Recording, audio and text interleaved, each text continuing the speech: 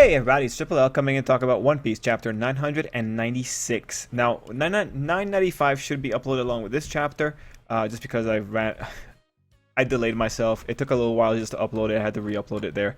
So it should be coming out with this chapter, so feel free to check it out. Because some of my concerns from that chapter are answered in this chapter. Specifically with Tama. I was very concerned when Tama came in from the previous chapter, and in this one, actually, I'm very happy with how Oda implemented her. I am glad that she came in with the enemies. That's what I wanted. I really hope that no one would bring a child along in good faith, and that's exactly what we got. She ends up being in a situation where she is saying that she's going to fight too.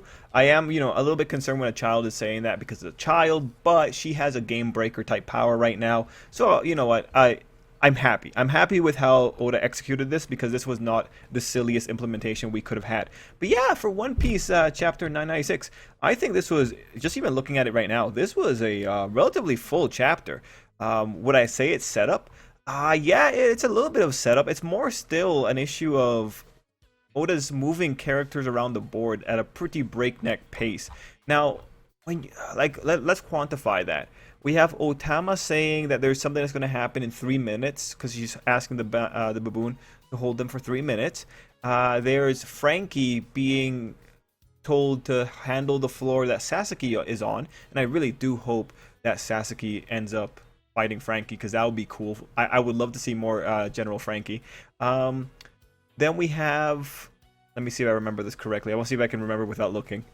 Then we have Yamato and that crew is going below, so they're moving around into another area as Yamato tells Momonosuke that he's the one that's going to be the Dawn.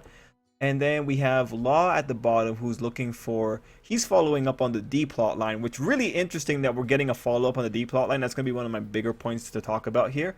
And then we have Luffy moving up to the top as well as Big Mom moving straight to the top. And Big Mom doesn't have souls right now.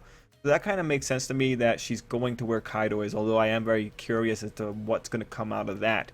But yeah, when you look at it, it is moving pieces around and setting pieces up. And at the end of the chapter, we also have Sanji freaking out, most likely hearing the courtesans, or I don't know how to pronounce that word. We know, ladies of the night. He's hearing them, and I'm already just kind of groaning because it's like, man, come on, not the time. You guys are in a war. Not the time to be distracted by women. Like, come on, Sanji, why you gotta be such a joke, man? Don't get distracted. At the very least, I hope he doesn't do something stupid. That's all I'm really hoping for. I mean, Sanji's been better about this in the past, so I really hope it doesn't become something. Like, I don't want humor right now, man. Just please, Oda, don't make Sanji a joke. Please, let Sanji get some good wins. Oh man, but if he breaks from Luffy to go deal with the, God, please no. Anyway. Yeah, so overall, I think it'd be fair to say that this was a chapter that was about moving the characters around. Mind you, there are still really interesting things going on in the little places here and there. If we were to talk about some of the interesting things, let's see. I'm just going through the chapter again just to see if I can spot anything as we go through. Well, one of the first interesting things, of course, Yamato's teeth. So she was popping in some new teeth. In the spoilers, it said it was dragon-like, and I'm not too sure. I mean, it could be dragon-like. I really don't know. Like, sometimes I think Kaido is a dragon that ate some kind of human model fruit. It's really hard to tell at this point. Now, the thing with teeth is that when you look at Sasaki, which is really the best comparison, he has pronounced teeth as well. And so because of that, it's a little bit hard to actually figure out what Yamato is. If I was to give a guess, and I'll show a picture of what I'm talking about here, but if I was to give a guess, I would say Yamato is some kind of Oni, maybe, if not a dragon. Just because the Oni teeth, that feels like that could be Oni teeth. That could also be a situation like Dellinger from the Doflamingo family. Maybe Yamato is a fishman or a half fishman or something. Let me just, because I think Dellinger at one point, he popped out his fishman qualities halfway through a fight. So let me just very quickly just make sure I'm remembering this correctly. Yeah, okay, looking at Dellinger, like so this is another, so the fisherman human hybrids, they can pop out their features like that. So could be a fishman.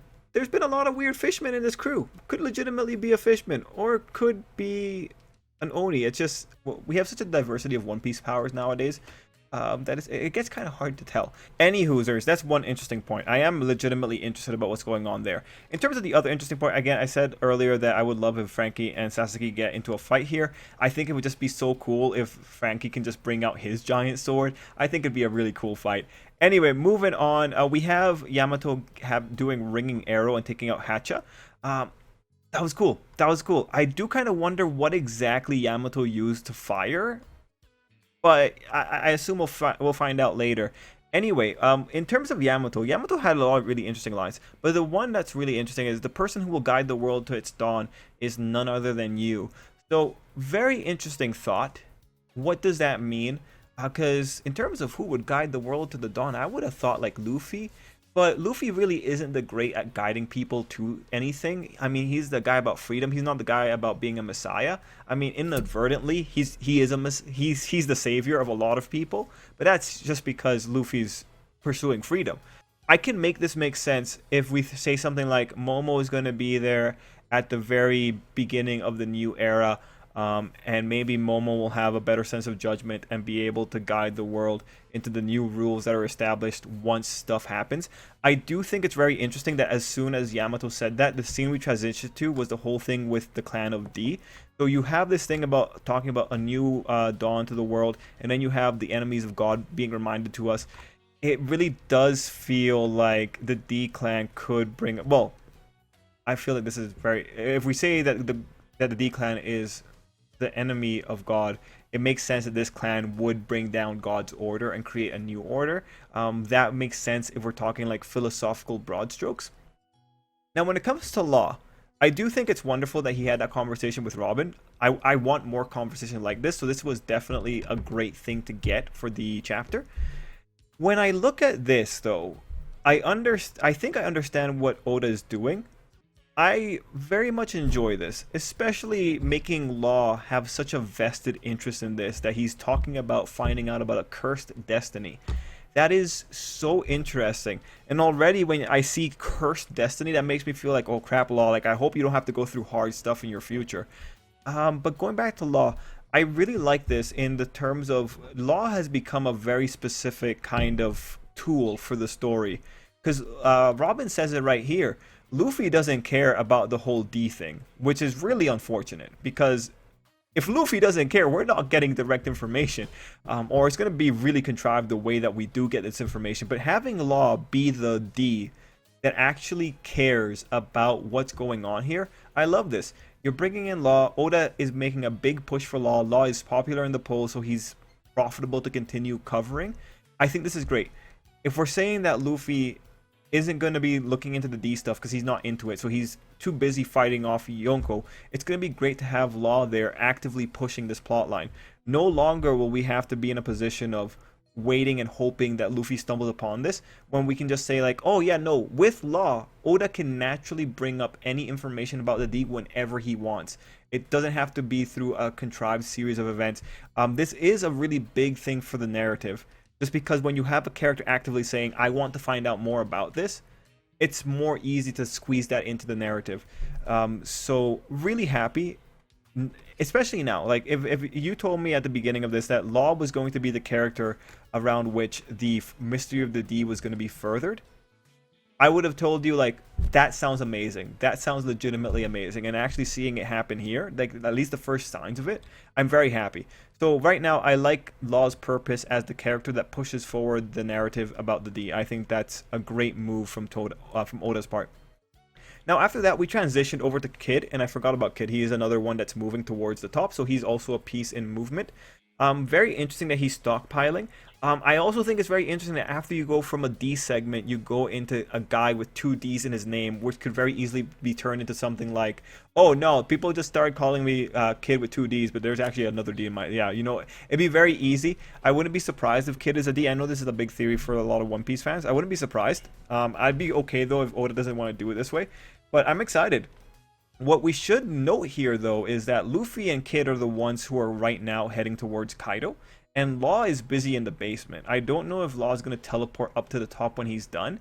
I mean, he has the power to do it, right? So, legitimately, he could do it.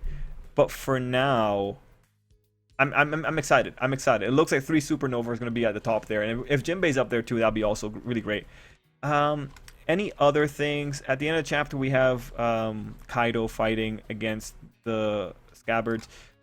One thing I will say is that it was cool to see Denjiro actually stick a sword in him, but it looks like these guys are running on fumes, and that's really unfortunate. Raizo looks like he can go for a little bit longer, but these guys are they're reaching their limits, man. They're reaching their limits, but I'm excited. We have after that Big Mom going up. Now, one thing I found interesting again in the Big Mom page, aside from Big Mom being so focused in her rising to the top, you can see Chopper there, and you can see that the virus has taken him over halfway through, but he looks like he's fighting back a little bit. So if you saw the last chapter video, one thing I noted was that the virus was growing over Brook's clothing, even though Brook himself wasn't affected. So I do think there's an interesting mechanism happening here, and it definitely involves covering an organic body, I think. So I really do hope that Chopper is able to figure out how to stop this. I think him now being a live guinea pig, I think that will be easier. Anyway, there's a lot of cool stuff happening in this chapter of One Piece. I'm very excited. It feels like we've been in like eternal setup though. So I hope we, like, within the next 10 chapters, we start getting into actual fights.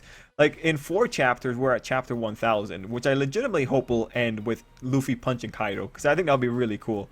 But yeah, we're kind of going all over the place. Oh, Yamato also had a really interesting line about saying, like, there's so many different kinds of humans in the ocean. When Yamato sees Frankie, that line kind of made me want Yamato to join the crew. You know, I want everyone to join the crew. If not the crew, join the alliance, actually. Totally reasonable to say that Yamato would join the alliance, but I hope Yamato just does some kind of crazy Odinism and just said something like, "Yo, you know, Odin was on the Pirate King's crew, so I should be on the future Pirate King's crew because that's what Odin did." I think that would be great. I wonder if Yamato would think something like, "Because Odin had a kid while he was on the Pirate King crew, I should have a kid." I wonder if Yamato would do that. I don't know. I feel Yamato could convince themselves to actually do that. I feel they could. We'll have to wait and see. I really hope Yamato joins the crew, though. Anyway, guys, let me know what you thought down below. And until next time, I hope you have an absolutely great day.